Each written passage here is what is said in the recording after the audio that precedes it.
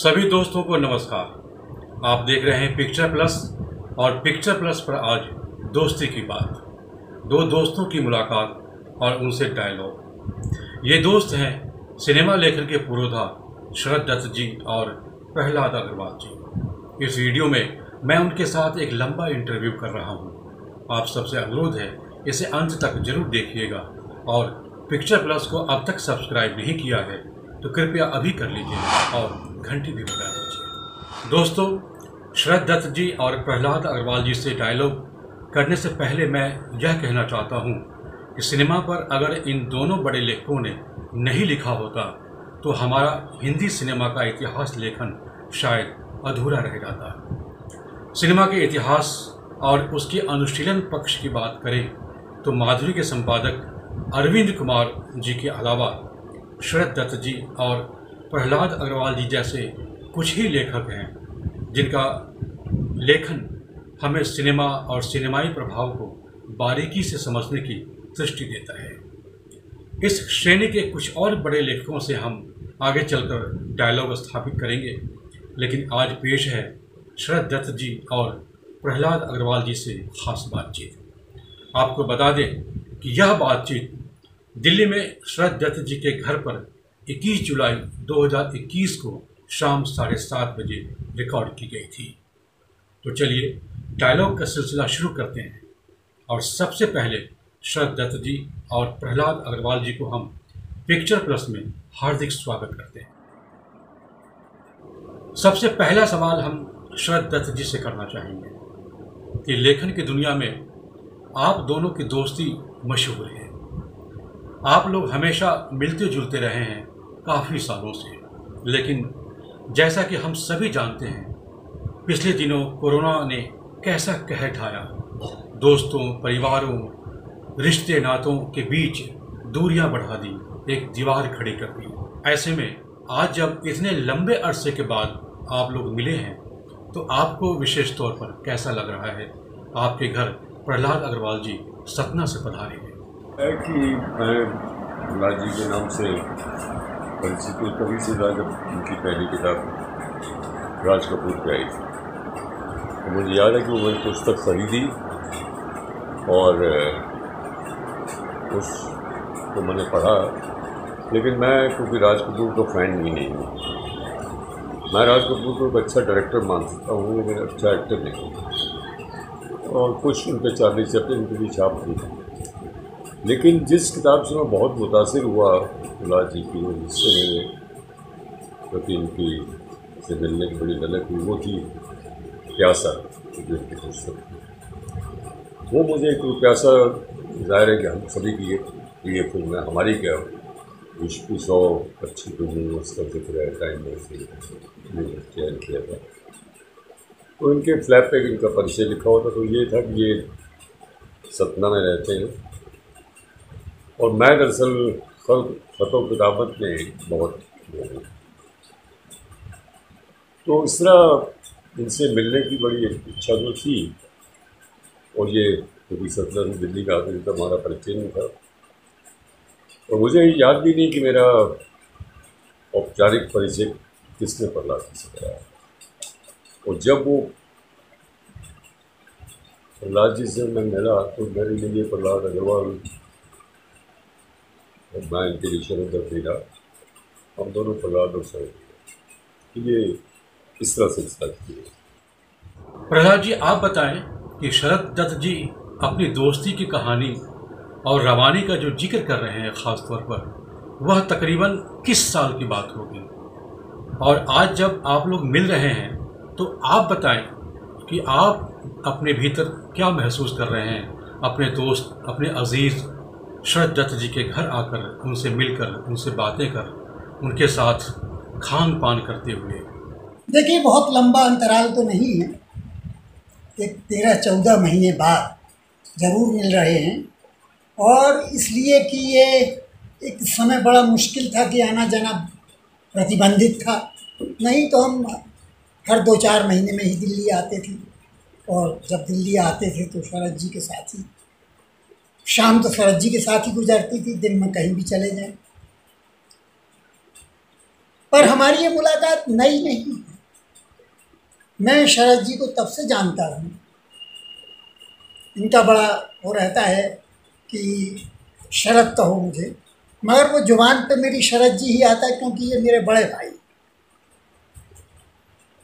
भरत से रामचंद्र जी 15 मिनट ही बड़े थे, मगर थे तो बड़े ना। तो इसी तरह ये हमारे बड़े भाई, 6 महीने बड़े हैं मगर हैं मेरे बड़े भाई। और सिनेमा के हर क्षेत्र में बहुत बड़े हैं। इन्होंने जो काम किया है वो हिंदुस्तान में इनके अलावा किसी ने, कोई भी नहीं क्लेम कर सकता। मैं तो खैर सिनेमा का आदमी ही नहीं हूँ एक्चुअली से। मैंने तो बहुत सारे लोगों को इनके जरिए जाना। मेरी मुलाकात, बड़ी मुलाकात सिर्फ 2 लोगों से है, एक राज कपूर साहब से और दूसरी देवानंद साहब से। बाकी लोगों को देखा और उसके अलावा मैंने किसी से परिचय भी नहीं किया, क्योंकि ज़रा मैं दूसरे तरह का आदमी हूँ। मुझे हमेशा लगता रहा यदि तुम राज कपूर हो तो मैं प्रहलाद अग्रवाल हूँ। हाँ, मैं कभी ऐसा कि आप कुछ मुझे दे देंगे या मैं आपसे कुछ पाने आया हूँ, ये मेरे मन में कभी नहीं रहा, कभी भी नहीं रहा। क्योंकि मेरे गुरु का कहना ही यही था कि देखो, हमेशा समझना कि वो तुम्हें कुछ देने वाला नहीं, जो तुम पा सकते हो वही पाओ। तो मैंने शरद दत्त से बहुत कुछ पाया, बहुत कुछ पाया। और हम इन्हें जानते हैं 1989 से। यदि आप तुलसीदास जी को जानते हैं तो आप जानते होंगे उन्होंने कहा है कि ब्रह्म को 2 रूपों में देखा जाता है। एक रूप है निर्गुण और दूसरा है सगुण। तो हमारी समझ में 1989 से लगभग 2007-8 तक हमारा इनका जो मिलन था वो निर्गुण ब्रह्म का मिलन था। और 2008-9 में ये सगुण हुए मिले। और उसके बाद से लेकर आज तक हम लोग जब भी मिलते हैं, दिन रात बातें होती हैं। आप देखते ही हैं कि हम रात को बैठेंगे और बैठ के फिर 12 बजती हैं, 1 बजती हैं, 2 बजते हैं, कब तक बातें होती हैं। और उनसे मैंने बहुत कुछ सीखा, जाना, ये भी जाना कि ये लोग कितने अच्छे हैं और कितने मीडियोकर हैं और कितने अपने आप में सिमटे हुए हैं। शायद ही ऐसा कोई एक्टर होगा जिससे इनके बड़े अच्छे ताल्लुकात ना हो। उनकी यदि आपने शरद की व्याप्ति किताब पढ़ी हो तो आप देखेंगे सारे म्यूज़िक डायरेक्टर, सारे वो सब इनके बड़े मित्र और उनके बारे में जो ये जानते हैं। और ऐसा कौन है जिस पर शरद जी ने डॉक्यूमेंट्री नहीं बनाई? चाहे राज कपूर हो, चाहे दिलीप कुमार हो, चाहे देवानंद हो, चाहे खय्याम हो, नौशाद हो, मैं नाम लेता चला जाऊंगा तो 300 से ज़्यादा डॉक्यूमेंट्रीज जिन्होंने बनाई हैं। और सिर्फ सिनेमा पर नहीं, ऐसा कौन सा फील्ड है, चाहे भारत की सेनाएं हों, चाहे वर्ल्ड ऑफ नेचर हो, चाहे खुशवंत सिंह के साथ बनाई हो।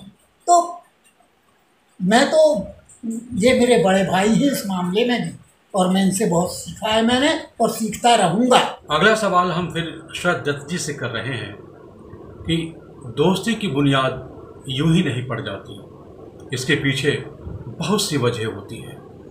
आप दोनों के मिलने से पहले की बात अगर हम करें तो प्रहलाद जी के लेखन में, उनके सोच विचार में ऐसी क्या चमक महसूस हुई कि मुलाकात दोस्ती की दास्तान बन गई? देखिए, ऐसा है कि जैसा कि प्रहलाद जी ने भी कहा कि फिल्म लेखन में कुछ ज़्यादा काम भी नहीं हुआ था और अच्छा काम नहीं हुआ। गुरुदत्त मेरे प्रिय निर्देशक एक्टर थे, किसी फिल्म मॉडल था और के कॉलेज में आया। लेकिन ये बड़े ताज्जुब की बात है, लोग मुझसे कह देंगे आप तो गुरुदत्त को जानते होंगे, गुरुदत्त से आपका कोई रिश्ता था। ऐसा नहीं कि नाम से रिश्ता हो जाना दूसरी बात, लेकिन जैसा कि मैंने कहा कि क्योंकि वो प्यासा की किताब शायद इसलिए भी मुझे अच्छी लगी कि वो गुरुदत्त पे थी, वो गुरुदत्त पे थी, गुरुदत्त की फिल्म पे थी। और उसके बाद जब मैंने प्रहलाद जी से मेरी मुलाकात हुई तो मैंने उनको बताया कि आपकी ये पुस्तक मुझे बहुत अच्छी लगी और मैंने कई फिल्म अपने दोस्तों को भी थी। लेकिन उसका एक वजह ये थी कि ये अपने तरह का पहला एक्सपेरिमेंट था और उस बात से उन्होंने सहमति भी जताई कि नहीं, आपने बिल्कुल ठीक सोचा। तो मेरे मन में ये ख्याल आया कि अगर एक उपन्यास को फिल्म बन सकती है, तो वो एक फिल्म पे उपन्यास को नहीं लिखा जा सकता। तो वो जो शैली में लिखा गया वो उपन्यास का मतलब भी आपको देता है। जैसा फिल्म की जो जिसे आप कह सकते हैं एस्थेटिक्स है, जो उसकी फाइनल पॉइंट्स हैं, जो उसकी फिल्म की गहराई है, इन्होंने उसको दूर तक जाकर उसको बात करने में कामयाब थे। एक तो ये वजह थी। दूसरा ऐसा था कि हम दोनों में जो कॉमन फैक्टर है वो थी आवाज़।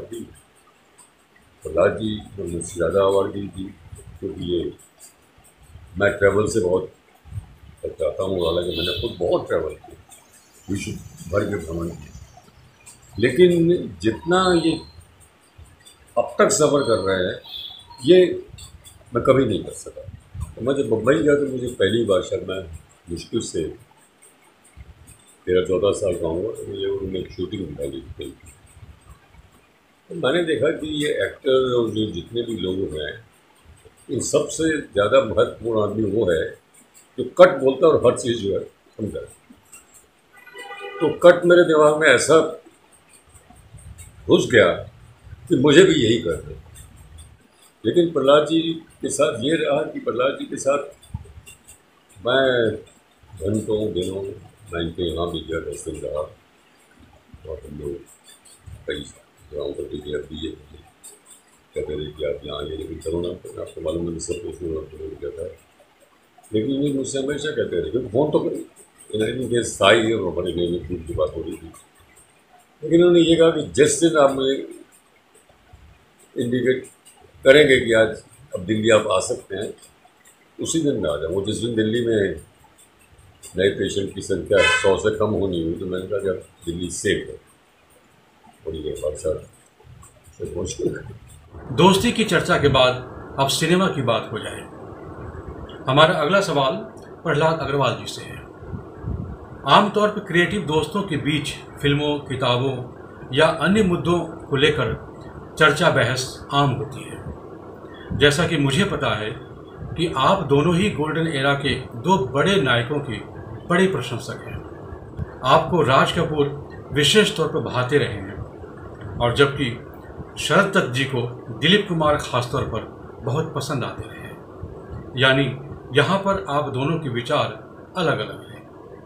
ऐसे में आप बताएं कि इस मुद्दे पर आप दोनों के बीच जब कभी भी चर्चा परिचर्चा बहस आदि होती रही होगी तो कैसा आप लोग किस तरह की आप लोग बहस करते थे? देखिए, मैं आपको बताऊं कि शरद जी सिर्फ सिनेमा के नहीं हैं, ये तो मीडिया के भी विशेषज्ञ। यदि आपने नहीं देखी है तो एक डॉक्यूमेंट्री तो मैं खास तौर से कहूँगा, दिलीप कुमार की डॉक्यूमेंट्री। हालांकि दूसरी साहिर लुधियानवी की भी उतनी उम्दा डॉक्यूमेंट्री है, मगर दिलीप कुमार की डॉक्यूमेंट्री देखिए, वो डॉक्यूमेंट्री नहीं है, वो एक पूरी फीचर फिल्म है। It's 100 minutes documentary. मैं मानता हूँ यदि दिलीप कुमार बड़े हैं तो कन्हैया लाल भी उतने ही बड़े हैं, और मैं यदि फिल्म देखूंगा गंगा जमुना तो मेरी नज़र में दिलीप कुमार दूसरे नंबर पे होते हैं और कन्हैया लाल पहले नंबर पे। और सिनेमा डायरेक्टर का मीडियम है, एक्टर का मीडियम नहीं है। और मैं इसीलिए राज कपूर को बड़ा मानता हूँ क्योंकि वो डायरेक्टर है और उसने तरह तरह की फिल्में बनाई और उसने तरह तरह के लोगों को साथ हाथ दिया। और दिलीप कुमार साहब को भी वो चाहता था कि वो उनके लिए फिल्में बनाएं, और दिलीप कुमार की भी अंतिम इच्छा यही थी कि वो साबित कर दें कि वो सबसे बड़े डायरेक्टर हैं। और उन्होंने अपनी ज़िंदगी के आखिरी 8 साल कलिंगा बनाने में गर्व किए और न जाने कितने तरह से बनाने की कोशिश की, मगर उन्होंने इसलिए उसको नष्ट कर दिया। वो फिल्म रिलीज होती तो सुपर हिट होती, मगर उनका मकसद सुपर हिट फिल्म बनाना नहीं था। उनका मकसद सिर्फ इतना था कि मैं राज कपूर से बड़ा डायरेक्टर भी हूँ। और दिलीप कुमार और राज कपूर दोनों एक दूसरे के भयानक बड़े प्रतिद्वंद्वी थे, मगर भयानक बड़े प्रेमी भी थे। मैंने कभी नहीं सुना राज कपूर के मुंह से कि उन्होंने दिलीप कुमार की निंदा की हो। मैंने देवानंद साहब के मुंह से भी नहीं सुना कि उन्होंने दिलीप कुमार की या राज कपूर की निंदा की हो। ये लोग बड़े आदमी थे, ये जानते थे कि कलात्मक निर्णय तुरंत नहीं हुआ करते, ये समय निर्णय करेगा, हम निर्णय करने वाले कोई नहीं है। प्रहलाद जी ने तो अपने विचार खुलकर व्यक्त कर दिए। उनकी नज़र में राज कपूर एक बड़े डायरेक्टर हैं अब हम शरद दत्त जी से इसी संबंध में जानना चाहते हैं कि जब हम गोल्डन एरा की बात करते हैं तो इस दौर के तीनों बड़े नायक यानी कि दिलीप कुमार, राज कपूर और देवानंद अपने अपने प्रभाव में महान कलाकार हैं और इस दौरान कुछ दूसरे बड़े नायक भी हुए हैं। मसलन गुरु दत्त जी को हम बिल्कुल नहीं भूल सकते। वैसे तो आपने तमाम विषयों पर गहनता से काम किया है, लेकिन गोल्डन एरा में दूसरे कलाकारों के मुकाबले दिलीप कुमार की अहमियत को आप किस प्रकार से रेखांकित करना चाहेंगे? मेरे कॉलेज में मेरी एक दोस्त थी, हम लोग बहुत फिल्में साथ देखते थे। तो उन दिनों राजेंद्र कुमार की एंट्री हुई, नहीं नहीं, आज का पंछी की फिल्म आई। उसके बाद मैंने देखा कि वो लड़की जो है, पता लगा कि वो फिल्म देखने लगी। मैंने उसे एक दिन पूछा, मैंने कहा तुम एक बात बताओ कि तुमने आजकल किस एक्टर की पीछे दीवानी है? उसका तुम्हें पता नहीं, मेरा तो फेवरेट एक्टर राजेंद्र कुमार है। अब यकीन नहीं माने, मैंने उससे बात करनी बंद कर दिलीप कुमार के होते हुए कोई राजेंद्र कुमार को पसंद कैसे कर सकता है? और राजेंद्र कुमार तो है ही उसकी डुप्लीकेट कॉपी तो था ही, क्योंकि तो दिलीप कुमार को देख के ही कार्बन कॉपी। और वो जोगन में दोनों हैं एक सीन में क्या छोटा सा रोल है उसका। और आप ये देख लीजिए कि अमिताभ बच्चन दिलीप कुमार से बहुत इंस्पायर्ड थे। उसके बाद शाहरुख खान, वो तो आधे दिलीप कुमार कॉपी करते हैं, आधे अमिताभ बच्चन की कॉपी करते हैं। लेकिन संजीव कुमार एक ऐसा एक्टर आया था जिसको दिलीप कुमार ने भी माना, और उसी ने उसके 2-3 फिल्मों के लिए नाम रिकमेंड किए। नया दिन नई रात के लिए तो दिलीप साहब को अप्रोच किया गया, मेरा नहीं आप संजीव कुमार से। इसी तरह संघर्ष में भी उन्हीं की वजह से वो मिला था संजीव कुमार को। लेकिन ऐसा है कि जो मेरा गोल्डन ईरा था वो आज की जनरेशन का गोल्डन ईरा नहीं है, उनका जो गोल्डन ईरा है वो हमारा नहीं हो सकता। लेकिन गोल्डन ईरा जो है वो हर समय रहेगा। जैसे जनरेशन बदलती जाएगी, ईरा भी बदलता जाएगा। अब आज भी बहुत अच्छी फिल्में होंगी। अनुराग बासु बहुत अच्छी फिल्में सुनाई होगी। उसकी एक सीरीज़ थी टैगोर पे, उसमें कुछ कहानियों पे था जिनकी फिल्में बन चुकी हैं। और अब ये देखिए कि वो फिल्में, टेलीफिल्में 4-4 एपिसोड की थी, तो फीचर फिल्म हो गई। वो कुछ फीचर फिल्म से बेहतर थी। उसने आँख की किरकिरी जो टैगोर का था उसके फिल्म बनाई, काबुली वाला पर फिल्म बनाई, कई उसकी होती। लेकिन जो बात है ऋषिकेश मुखर्जी, क्योंकि ऋषिकेश मुझे लगता है कि वो हमारी फिल्म बना रहा है। ऋषिकेश मुखर्जी को एक और एडिटर थे खुद, और एडिटर होने के नाते वो जब शॉट लेते थे उसी में एडिटिंग के हिसाब से वो द मोस्ट इकोनॉमिकल डायरेक्टर। कभी उन्होंने कास्ट्यूम पे पैसा नहीं खर्च किया। राजेश खन्ना ने पूछा, अमिताभ बच्चन ने पूछा, आनंद ने पूछा, दादा हमारा कॉस्ट्यूम क्या होगा? उन्होंने कहा जो तुम पहन के आओ यही तुम्हारा कॉस्ट्यूम है, अब नो मनी। राजेश खन्ना ने तो उस रोल को लेने के लिए आधी फी ली इनसे। और जो आखिरी सीन है तो ऋषिजा ने मुझे खुद बताया था कि राजेश के बाद डेट्स ही नहीं थी और मुझे फिल्म खत्म कर दी, तो मैंने बिना उसके एक डमी बिठा के तो सबके क्लोजअप दे दी। और जिस दिन राजेश आया उस दिन हमने राजेश खन्ना वाला उसी दे दी। कोई कह ही नहीं सकता ये सेपरेट सीन है। तो ये उनके डायरेक्शन और एडिटिंग दोनों का कमाल है। बासु चटर्जी फिर आ गया है जो उस कड़ी को और आगे बढ़ाता है। और वो तो ऋषिकेश मुखर्जी को वो बासु भट्टाचार्य वाला ये अपना गुरु मानते, और उन्होंने बहुत नए लोगों को चांस दिया। जैसे गुलजार जो हैं वो शायद उनको कोई बड़ा फिल्म मेकर नहीं माना, बड़ा गीतकार भी नहीं माना, लेकिन फिल्में उन्होंने कुछ बनाई जो चल रही है। क्या अच्छी फिल्में क्यों नहीं बन रही, अच्छा संगीत क्यों नहीं गाता? आज वो मन को छू लेने वाला संगीत क्यों नहीं मानता। मुझे याद है कि मैं विलायत खान का कंसर्ट देख कर निकला, 4 दिन मेरा दिमाग में उसकी सितार गूंजती रही, बहुत याद है। आप अच्छी फिल्म देख के आते हैं, उसका असर आप रहता है, अच्छी किताब पढ़ते हैं, उसका असर आप पे रहता है। अब उसका असर आप पे नहीं होता, क्योंकि आदमी की क्वालिटी जब गिर जाएगी तो उसका हर क्षेत्र में पड़ जाएगा, चाहे वो पेंटिंग हो, चाहे वो म्यूज़िक हो, चाहे लिटरेचर हो। तो अब आप शरद चंद्र चट्टोपाध्याय जैसे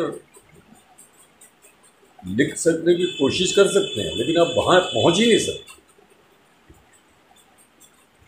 तो ये इस तरह चलता है। ये ऋषिकेश मुखर्जी ने कहा था, हमने उससे पूछा कि मेरी दादा ये कब तक चलता रहेगा, उससे अब मुंबई में सब चलता है, वो ऐसा ही चलेगा, तो वो आज तक चल रहा है। शरद दत्त जी ने सिनेमा के असर की बहुत ही अच्छी बात कही है। हमारा सवाल प्रहलाद जी से है कि हर रचनात्मक आयाम अपने मकसद को लेकर चलता है। आपने सिनेमा के इतिहास पर काफ़ी काम किया है, आप बताएं कि प्रारंभ से लेकर अब तक की अगर हम बात करते हैं तो सिनेमा अपने मकसद में कितना कामयाब होता हुआ दिखाई दे रहा है, और इस संबंध में आप किस प्रकार का भविष्य देख पा रहे हैं। देखिए,